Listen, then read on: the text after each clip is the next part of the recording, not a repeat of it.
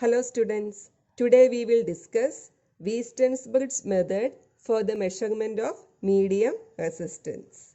The basic circuit of the Wheaton's bridge is shown here.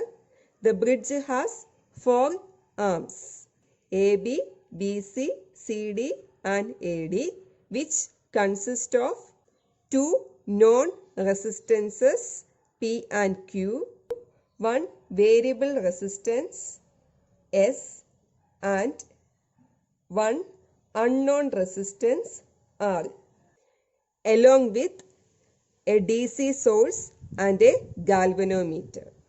The DC supply is attached between the points A and C, and the galvanometer is connected between the points B and D. The value of unknown resistance is determined by comparing it with the known resistances. In normal condition, the bridge remains in the unbalanced condition, that is, current flow through the galvanometer. When zero current passes through the galvanometer, then the bridge is said to be in balanced condition. This can be done by adjusting the known resistances. Next, we will discuss the working of Wheaton's bridge. In normal condition, the bridge remains in the unbalanced condition, that is, current flows through the galvanometer. And the bridge is in balanced condition when no current flows through the galvanometer, or the potential across the galvanometer is 0. Means when the potential difference between the terminals A and B is equal to potential difference between the terminals A and D, then the bridge is said to be balanced. No current flows through the galvanometer. So we can write VAB is equal to VAD and VBC is equal to VCD. Instead of VAB, we can write I1 into P.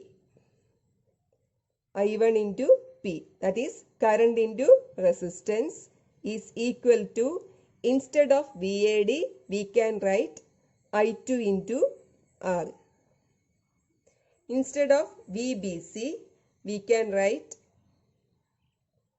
I3 into Q, and instead of VCD, we can write I4 into S. And also, during balanced condition, no current flows through the galvanometer. Therefore, I1 is equal to I3 and I2 is equal to I4. I1 is equal to I3 and I2 is equal to I4. So this one is equation number 1 and equation number 2. Now we can take the ratio of these two equations. I1P by I3Q is equal to I2R by I4S. Instead of I1, we can write I3.